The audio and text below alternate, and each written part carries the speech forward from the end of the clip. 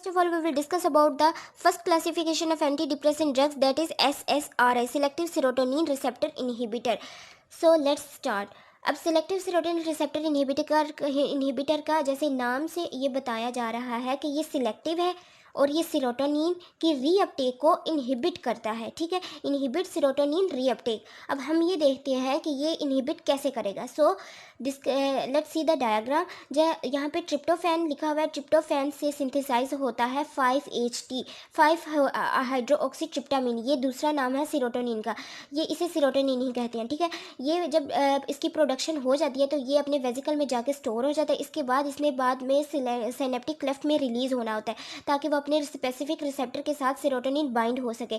जब ये synaptic cleft में रिलीज होता है तो यहाँ पे 5-HT रिसेप्टर होते हैं, मतलब कि सेरोटोनिन के रिसेप्टर यहाँ पे होते हैं। ठीक है, इसके ऊपर जाके सेरोटोनिन जाके बाइंड कर जाता है। लेकिन जो थोड़ा सा ज़्यादा होता है सेरोटोनिन, सारे रिसेप्टर फुली बाइंड हो जाते हैं लेकिन कुछ रह जाते हैं सेरोटोनिन के मॉलिक्यूल्स। जब वो रह जाते हैं तो उनकी वापस रीअपटेक होना शुरू हो जाती है, मतलब कि वो वापस प्री सिनेप्टिक नर्व में वापस जाने की कोशिश करते हैं। लेकिन हमने यहाँ पर ये पढ़ा कि सिलेक्टिव सेरोटोनिन रिसेप्टर इनहिबिटर है, मतलब कि अब हमने इस जो ये ट्रांसपोर्टर सेरोटोनिन ट्रांसपोर्टर इसको इनहिबिट कर देना है। ठीक है, इसी वजह से हमारे यहाँ पे कंसनट्रेशन सेरोटोनिन की ज़्यादा होगी ताकि वो अपने रिसेप्टर के साथ ज़्यादा देर के लिए बाइंड हो।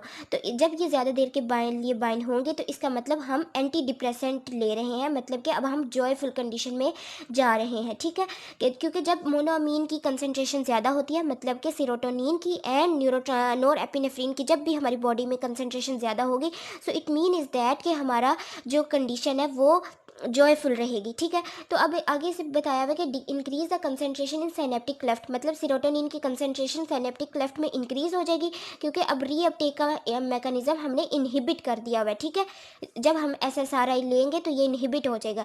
अब इसमें आगे बताया हुआ है कि ये 300 से 3000 फोल्ड इसकी ग्रेटर सिलेक्टिविटी है, मतलब कि ये सबसे अच्छे बेस्ट एंटी डिप्रेसेंट माना जाता है क्योंकि इसके साइड इफेक्ट भी बहुत ज़्यादा कम है और ये सिलेक्टिव है सिर्फ सेरोटोनिन के लिए। ठीक है, अब take 2 weeks to produce action, maximum benefit up to 12 weeks. So इन्होंने बताया है कि जब मैक्सिमम फ़ौरन हमें इसका इफेक्ट्स एक्शन शो नहीं होते, हमें 2 वीक्स के बाद ही इसका कोई एक्शन नज़र आता है, हमारी बॉडी में कोई चेंजिंग नज़र आती है। लेकिन इससे पहले हमें इतना ज़्यादा इससे इफेक्ट नहीं ले सकते। 2 वीक्स मैक्सिमम हमें टाइम रिक्वायर है। ठीक है, इसके बाद हम देखते हैं कि थेराप्यूटिक यूजेस क्या हैं।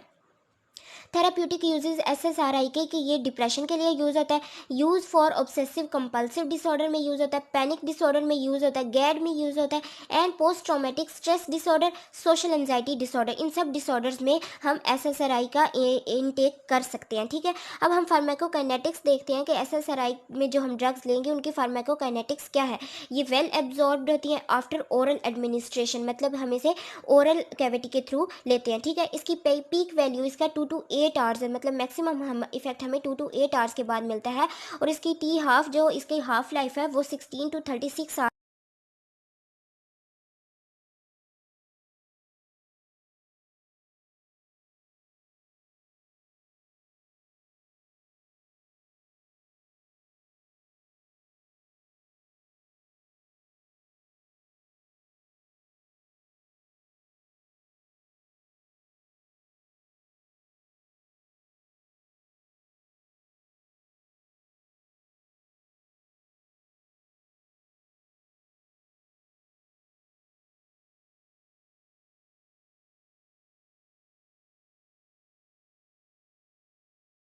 Let's discuss with the second drug classification of antidepressant drug, that is SNRI, means serotonin norepinephrine reuptake inhibitor. अब इसमें ये सेरोटोनिन की भी इनहिबिट करेगा, रीअपटेक इनहिबिशन होगी और नोरएपिनेफ्रिन की भी।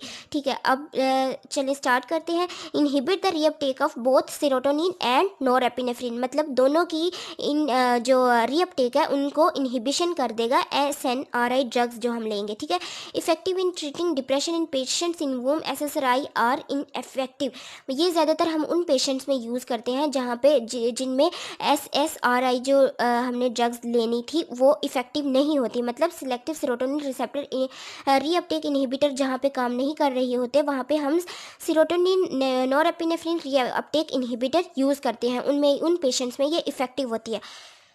आगे है कि depression, chronic painful symptoms, back एक एंड मसल। जब ये वाला डिप्रेशन होगा तो जब डिप्रेशन होगा तो हमें सिम्टम्स जो होंगे वो क्रॉनिक पेनफुल होगा, मतलब हमारी बैक एक पेनफुल होगी, मसल में भी पेन होगी, मसल एक भी होगी। अभी इसका हम मैकेनिज्म ऑफ एक्शन देख लेते हैं कि इसमें ये एक वेसिकल बना हुआ है जिसमें सीरोटोनिन भी है और नोरेपिनेफ्रिन भी है, और ये नर्व प्री सिनेप्टिक में ये एक वेसिकल मतलब ऑलरेडी इसकी प्रोडक्शन हुई है, ठीक है, वेसिकल में स्टोर है, इसमें सीरोटोनिन एंड नोरेपिनेफ्रिन। अच्छा, जब ये वेसिकल जाके रिलीज होगा हमारे साइनेप्टिक क्लेफ्ट में तो इट मीन्स कि ये अपना मतलब अपने अपने रिसेप्टर से नोरेपिनेफ्रिन और सीरोटोनिन बाइंड हो जाएंगे। जब ये बाइंड हो जाएंगे तो इसमें जो थोड़ा सा रह जाएगा वो वापस उसकी रीअपटेक होना शुरू हो जाएगी।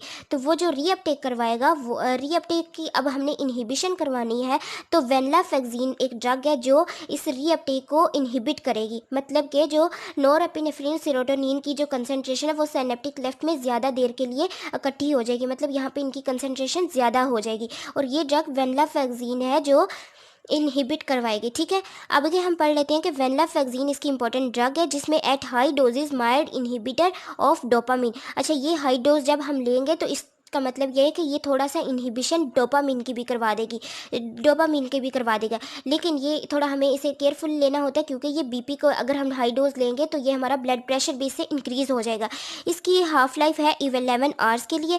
आगे इसके साइड इफेक्ट में आता है कि हेडेक हमें आती है, नोजिया आता है, sexual dysfunction and sedation cause होती है, ठीक है। इसकी सेकंड ड्रग है डुलोक्सिटीन है जो मेटाबोलाइज होती है लीवर में, और ये हम रिकमेंड नहीं करते उन पेशेंट में जिनमें रीनल डिजीज़ होती है, मतलब कि जिनकी किडनी सही तरीके से प्रॉपर वर्क नहीं कर रही होती, इसका मतलब हम उन पेशेंट्स को डुलोक्सिटीन ड्रग नहीं देंगे। और इसकी डुलोक्सिटीन की हाफ लाइफ है 12 आवर्स के लिए, ठीक है। और जीआई में इसके गैस्ट्रो इंटेस्टाइनल ट्रैक्ट में इसके साइड इफेक्ट हमें शो हो रहे होते हैं, और सेक्सुअल डिसफंक्शन भी ये हो जाता है इससे, और बीपी भी इससे इंक्रीज हो जाता है। आई होप आपको इसकी समझ आ गई होगी। नेक्स्ट क्लास है हमारे पास tricyclic anti depressant. Tricyclic anti depressant इसमें ये होता है कि इसका स्ट्रक्चर जो होता है वो 3 रिंग्स होती हैं जो कनेक्टेड होती है एक दूसरे के साथ, मतलब ट्राईसाइक्लिक होता है, ठीक है। ये इनहिबिट करवा देता है reuptake of serotonin and norepinephrine, ये भी इनहिबिट करवाता है सीरोटोनिन एंड नोरेपिनेफ्रिन, जो हमने एसएनआरआई में पढ़ा है, ये उनको भी नहीं, उन्हीं को मोनोअमीन सीरोटोनिन और नोरेपिनेफ्रिन को इनहिबिट करवाता है, ठीक है। इसके बाद है कि TCA block alpha receptor, histamine receptor and muscarinic.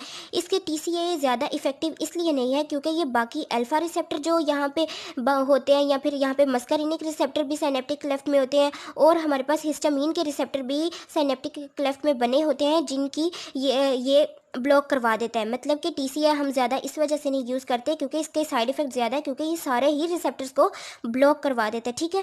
इसके एग्जांपल है एमिट्रिप्टिलिन, नोरट्रिप्टिलिन एंड डोक्सिपिन। जो एमिट्रिप्टिलिन है और नोरट्रिप्टिलिन है, इसका जो इफेक्ट है वो हम खासतौर पे मिग्रेन में यूज़ करवाते हैं, ठीक है। एंड डोक्सिपिन यूज़ होती है इंसोम्निया को ट्रीट करने में। इंसोम्निया मतलब लैक ऑफ स्लीप, और जब हम डोक्सिपिन लेंगे तो इसका मतलब हमारी स्लीप मेंटेन हो जाएगी, मतलब एक प्रॉपर स्लीप आएगी, ठीक है। इसके बाद हमारे पास आ जाती है नेक्स्ट कल एंटी डिप्रेसेंट्स। सो एटिपिकल एंटी डिप्रेसेंट्स जो होते हैं वो मिक्स ग्रुप ऑफ एजेंट्स होते हैं, क्योंकि ये इनकी जो एक्शन है, साइट ऑफ एक्शन है वो डिफरेंट हो जाता है, इस वजह से इसे मिक्स्ड ग्रुप ऑफ एजेंट्स कहते हैं, ठीक है। इसकी एग्जांपल है बुप्रोपियोन, नेफाजिडोन एंड ट्राजिडोन, ठीक है। Net more efficacious than SSRI and TCA, ये ज़्यादा एफिकेसी इनकी नहीं होती than selective serotonin reuptake inhibitor and tricyclic anti depressant से ज़्यादा इनकी एफिकेसी नहीं होती, ठीक है। इसके अब हम बुप्रोपायोन को पढ़ते हैं। बुप्रोपायोन जो है वो वीक डोपामीन एंड नोरेपिनेफ्रिन का रीअपटेक इनहिबिटर है, मतलब कि ये वीक है इनहिबिटर रीअपटेक करने में, ठीक है। अब इसकी जो हाफ लाइफ है वो बहुत शॉर्ट होती है, जिसकी वजह से हम इसकी डोज दिन में 2 दफ़ा या 1 दफ़ा से ज़्यादा लेनी पड़ती है, ठीक है। ये मेटाबोलाइज हो जाता है साइटोक्रोम P2B6 के थ्रू ये मेटाबोलाइज होता है बुप्रोपायोन, ठीक है। Bupropion decrease craving without withdrawal symptoms for nicotine.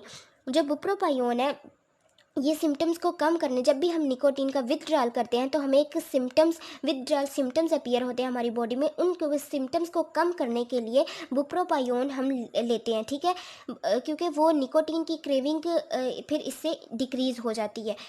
उसके बाद इसके साइड इफ़ेक्ट्स हैं। साइड इफ़ेक्ट्स में आ जाता है dry mouth, sweating, tremor and increase risk for seizures at high dose. अगर हम इसकी डोज हाई कर ले लेंगे तो इसका मतलब हमें सीयर्स होने का सीयर्स में भी के अक्कर हो हमारी बॉडी में, ठीक है। It's use should avoid in patient at risk. अच्छा, जिन पेशेंट्स को सीयर्स रेगुलर वे में या उन्हें पता है कि उन्हें सीयर्स आते हैं तो उनमें अवॉइड करना चाहिए। इसके बाद आ जाता है मिर्टाज़ापिन। मिर्टाज़ापिन ड्रग जो है वो अल्फा 2 रिसेप्टर एंटागनिस्ट है, मतलब अल्फा 2 के रिसेप्टर एंटागनिस्ट है, ठीक है। और ये serotonergic and nor adrenergic transmission को इंक्रीज़ करवाती है मिर्टाज़ापिन। इसके बाद क्लास हमारे पास एक ड्रग आ जाती है, एक क्लास आती है मोनोअमीन ऑक्सीडेज इनहिबिटर, ठीक है। मोनोअमीन ऑक्सीडेज इनहिबिटर ये एक माइटोकॉन्ड्रियल एंजाइम है जो डिग्रेड कर देता है मोनोअमीन को, मतलब माइटोकॉन्ड्रियल एंजाइम है जो हमारे इंटेस्टाइन में भी पाया जाता है, और ये मोनोअमीन की से जो बने होते हैं उनको डिग्रेड करने की कोशिश करते हैं। सच है सेरोटोनिन एंड नोरेपिनेफ्रिन को ये डिग्रेड माइटोकॉन्ड्रियल एंजाइम डिग्रेड करता है, ठीक है। जो ये हमारे पास मोनोअमीन ऑक्सीडेज है, इसकी आगे 2 टाइप्स हैं, A and B types. A type जो है वो मेटाबोलाइज करता है सीरोटोनिन, नोरेपिनेफ्रिन एंड डोपामीन को। मोनोअमीन ऑक्सीडेज ये सीरोटोनिन, नोरेपिनेफ्रिन, डोपामीन को मेटाबोलाइज करवाता है और ये लीवर में पाया जाता है। इसके बाद जो है टाइप बी वो डोपामीन को मेटाबोलाइज करवाता है, ठीक है, और ये पाया जाता है हमारे ब्रेन एंड लीवर में, ठीक है। आगे इसके बाद आ जाता है monoamine oxidase inhibitor inhibit activity of enzyme MAO preventing breakdown of neurotransmitter. जो मोनोअमीन ऑक्सीडेज इनहिबिटर हम यूज़ कर रहे हैं, इसकी वजह से जो ये एंजाइम है उसकी जो एक्टिविटी है वो इनहिबिट हो जाती है, जिसकी वजह से जो न्यूरोट्रांसमीटर का ब्रेक डाउन होना होता है वो नहीं होता। जब ब्रेक डाउन नहीं होता इसकी मतलब कि हमारी वो न्यूरॉन में इसकी अवेलेबिलिटी ज़्यादा हो जाती है, जिसकी वजह से हमें जॉयफुल की फीलिंग आती है। और इसकी एग्जांपल है आइसोकार्बोक्साजिड एंड फिनाल्जीन, और इसकी स्लेजिनिन एक इम्पोर्टेंट एग्जांपल है। क्लास आई होप आपको ये समझ आ गई होगी, ये सारी classes classification of anti depressant.